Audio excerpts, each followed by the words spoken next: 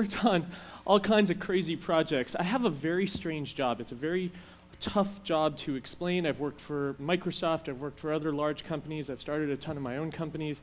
Last month I decided to do a Kickstarter campaign for a deck of cards called Exploding Kittens. Like all over the board, strangeness, so strange that this was the original title of my talk as I tried to kind of wrap my brain around this. But what was funny about this talk is I was sitting at a hotel in San Diego working on the slide deck, and I'm in the lobby. It's a really public lobby, and people are walking in and out all over the place.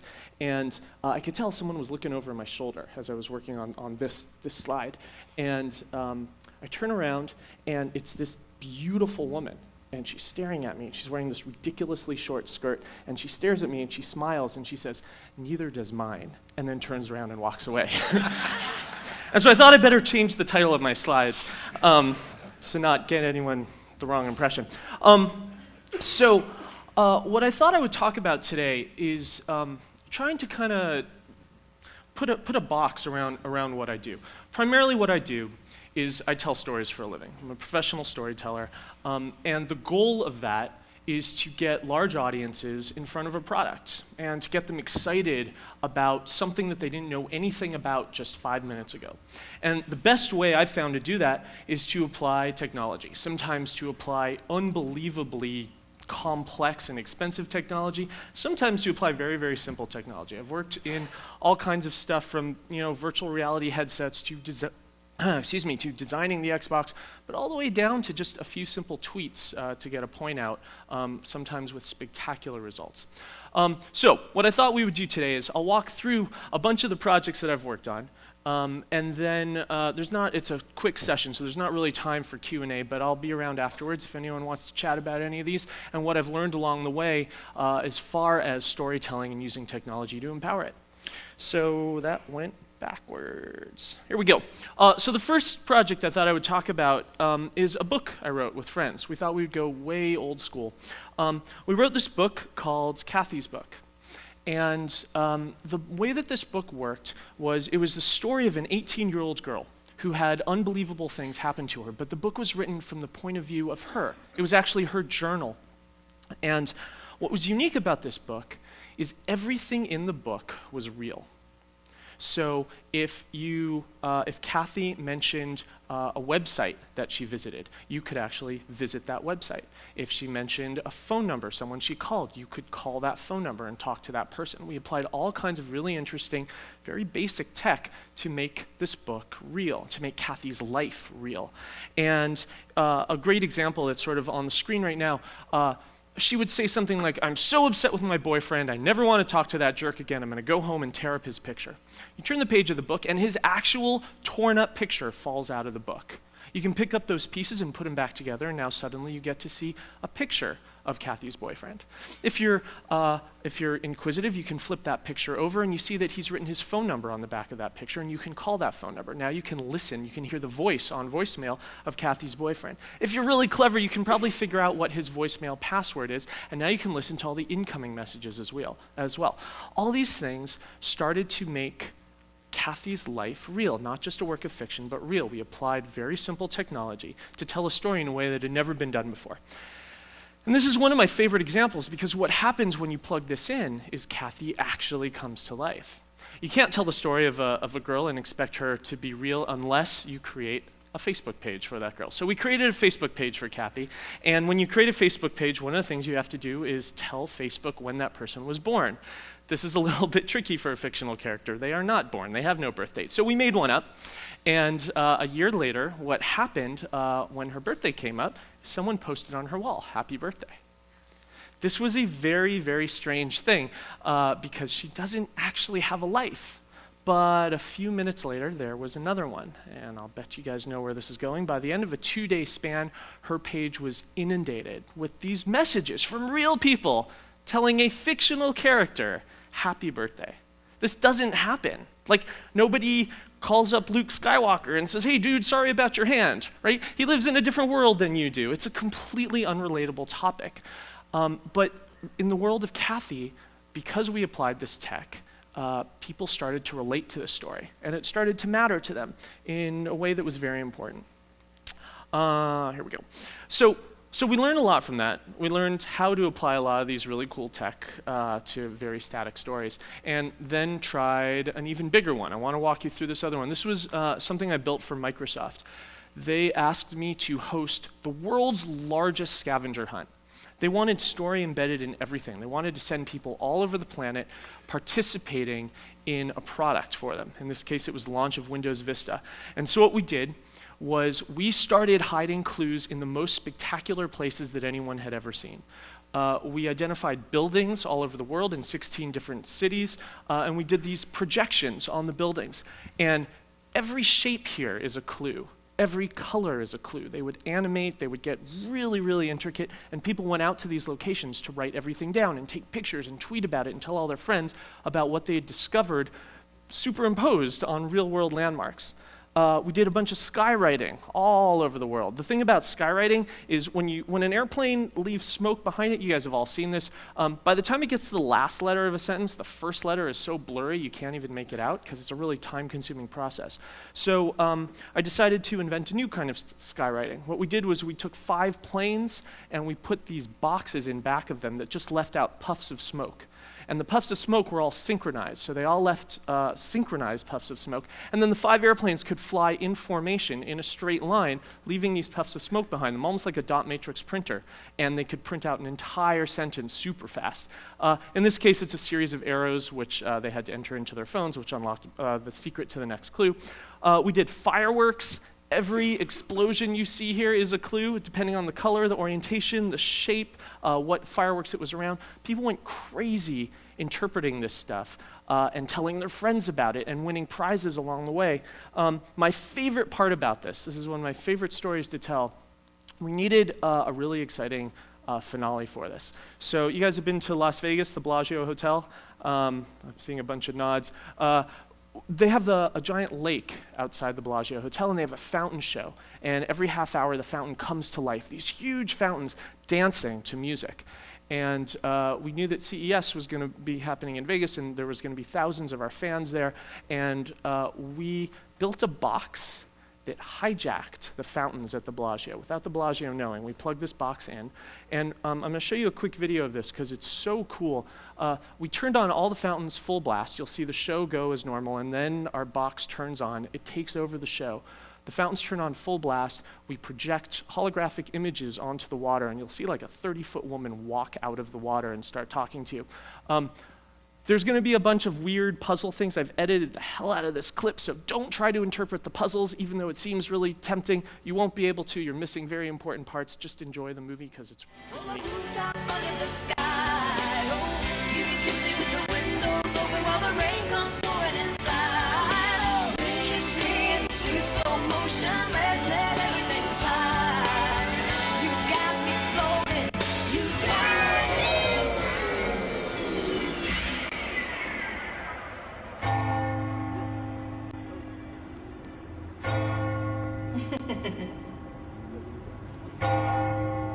It's time. My name is Loki. My job is to find the smartest people on the planet.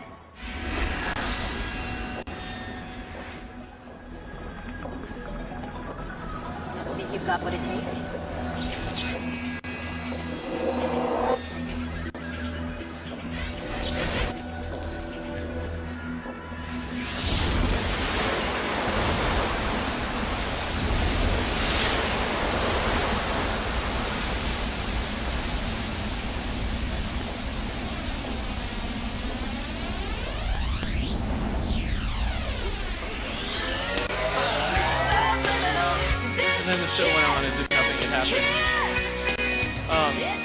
What's really fun about this is once we were done, security showed up, police showed up. They tried really hard to arrest us, but the manager of the Bellagio was this really cool guy who came up and instead of throwing us in the cop car, he actually just asked for the box so that to this day, once a year, they do their own projection show now, which is pretty fun.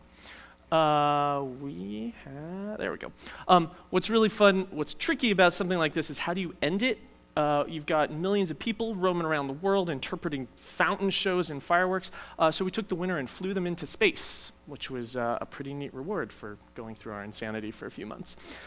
The next thing that's fun to talk about, perhaps a slightly different demographic than this room, Nine Inch Nails. Any Nine Inch Nails fans out there? Raise your hands. Yeah, a few. Okay. All right. Awesome.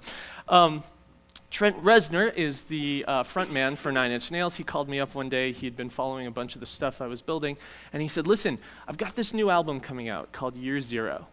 And Year Zero feels like the soundtrack to a movie. And it's a story about a dystopian future where people have lost their rights and their privileges, and the government has too much control, and the church has too much control, and it feels like this really epic story, and there's an exciting ending and conclusion, but I only have the soundtrack, I don't have the show. Can you build the show for me? And I thought, hell yes, I can build that show. That sounds awesome. So what we did was we wrote a story and filmed it and cut it up into little pieces and scattered it all over the album. Everything about the album became a clue for the story that we invited you into, using technology to deliver that story. And what I mean by that is things like, this is the warning label on the back of our CD. Normally, it's a warning label that says, like, don't pirate this thing, it's illegal.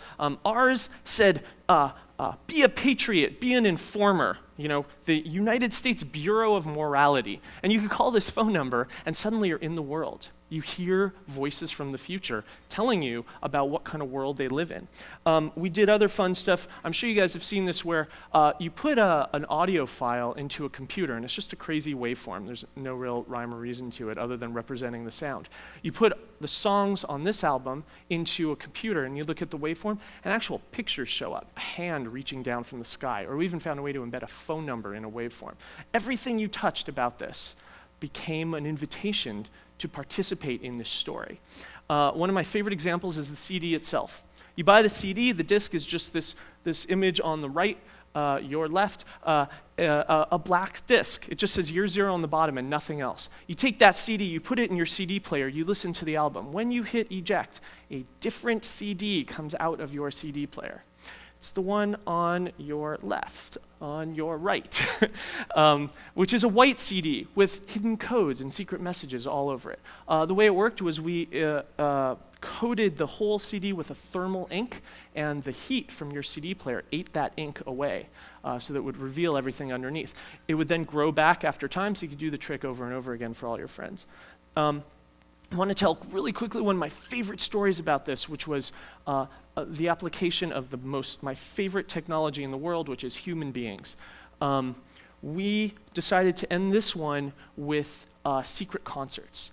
We invited a whole bunch of people to show up to an abandoned warehouse and actually an abandoned parking lot. We threw them in a bus, blindfolded everyone, drove them around in circles for a while, then ended up at this abandoned warehouse where the bus doors opened, everyone filed out, there's only one door, they go in through the door, there's a curtain, and the curtain drops, and there's Nine Inch Nails to play a private concert for 50 people. The concert goes on for about half an hour, and then one of the walls explodes. And a SWAT team comes pouring in, and they're literally firing automatic weapons and throwing concussion grenades. And everyone freaks out because there's nothing else you can do, and you run towards the one door that we had available where the bus is waiting. But something went wrong.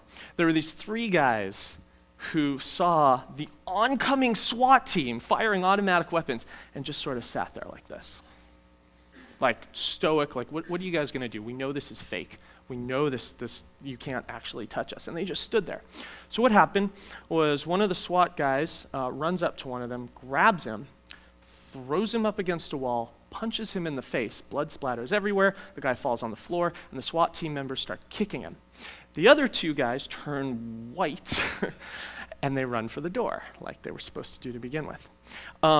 It was a stuntman that we placed with the group on the bus from the very beginning, just in case something like that happened, which is my favorite use of technology is just plugging people into the problem to handle anything that might come up. All right, two more examples. This is a clothing company I started a few years ago. It's called eDoc Laundry. And I started a clothing company because when George W. Bush was elected to his second term of office, a bunch of friends of mine, a lot of my sort of peer group and demographic were really upset. And they started complaining that it was rigged and there's no way it could have happened that way and I have no faith in government anymore. And I would always ask them, all right, well, who did you vote for? And the answer was always the same, well, I didn't vote. And I got so upset because my whole peer group had become apathetic and they love to complain and take no action. And I promise you, this is not a talk about politics. I don't care what side of the political debate you're on, what your political affiliation is, but it is important to care. And my group was not caring. So I did what anyone would do. I started a clothing company. And the way this clothing company works is we built really, really fun clothes that demographic would wear, just out in public. Shirts, t-shirts, hats, things that we were really happy with, that looked really good. But here's the trick. Every piece of clothing in this line had a secret code or hidden message embedded in it somewhere. And you had to find it. You had to like fold your shirt in a certain way or get it near another shirt or like get it wet or get it hot. We used thermal inks and infrared inks and glow-in-the-dark inks and all kinds of crazy stuff to let you find the secret in your clothing. And if you could find the secret, you'd come to our website and you'd enter in what you found and a movie would start playing, a little 2-minute clip. And it would tell the story about this woman on the run from the law, a crime she didn't commit, and only you can save her, and why is she telling this story through clothing? And on it went. Before you know it, you're knee-deep in a murder mystery told through your clothing. And every episode would end on a cliffhanger. And if you wanted to know what happened next, great, go buy another shirt. On and on this thing went. It was like a TV show told through clothing. It was serialized, it was episodic, and it was really cool. But I told you this whole thing was because of this guy. I like to leave a moment here for this picture to sink in because it works on a lot of levels. The story that people learned about the band, about this woman who was running for her life, was actually a story about a band. She was the manager of a band, and a member of the band was killed. And the band had a really important message. There was sort of a youth culture, freedom, revolution, self-empowerment message. But then a member of the band was killed and everything went into chaos and they were trying to rebuild it. And the band manager was framed for it and she was now on the run. These are the band members, the story that people learned. But what certain audience members started to learn very slowly over the course of time is that these band members are actually a metaphor for the founding fathers of the United States of America. Everyone had a historical representation. Jeff, Thomas Jefferson, Lynn, the producer, Benjamin Franklin, get it? On and on this went, beat by beat, matching the story of where the United States came from, and that other group that had a powerful message that was oppressed by their evil record company, or in this case, a whole other country, but had an important message and had to get out there, and there was the murder, and on it went. And what people started to do was figure out where the story was going by reading history books and sharing that information with each other. And then they started to form rock the vote parties. And then they started canvassing their neighborhoods. And then they started becoming active in their political culture. And for the next election, there was the largest turnout for my age demographic in history. And I like to take 100% credit for that. So that's a great example of not a lot of tech, very simple things that you can apply to tell good stories and make a huge difference. Launch a product, make a change in the world. It was something we're really, really proud of. All right, the last example that I want to talk about, because I know time is short, this is Rides. It's quiet so I can talk over this. I started a TV studio 2 years ago, raised a ton of cash, and wanted to build television that could be interactive. We built a bunch of really good shows, really exciting shows, but here's the trick. On these shows, anytime you saw a character pick up a phone, for example, to make a phone call, the next moment, the cell phone in your pocket would start ringing. Because characters on our shows could call you. They could send you text messages, they could send you emails, they would live in the same world that you lived in, so that the technology applied literally lived in your backyard. There was no difference between your world and the world of this fiction, so that anything you tried, anywhere you poked at this thing, it would react to that. There we go. So we built a bunch of shows. The shows went really well. One on the end there, Dirty Work, even won an Emmy. Remember in the beginning when I told you my mom has no idea what I do for a living? This she understood really well. But this takes us sort of to the end. where I hope that some of these things are inspiring for you guys. I hope that you have questions. I hope you find me afterwards. But really, if you get anything from this, it's just that technology doesn't have to be big and expensive. It can be. It can also be as simple as a human being, as simple as a very, very, very basic social media campaign. And the power of storytelling is what will enable you to grow and to reach audiences and to exist in the same world that they do. And that is where the real power and the real growth can actually come from. So thank you guys for listening, and I'll be around afterwards.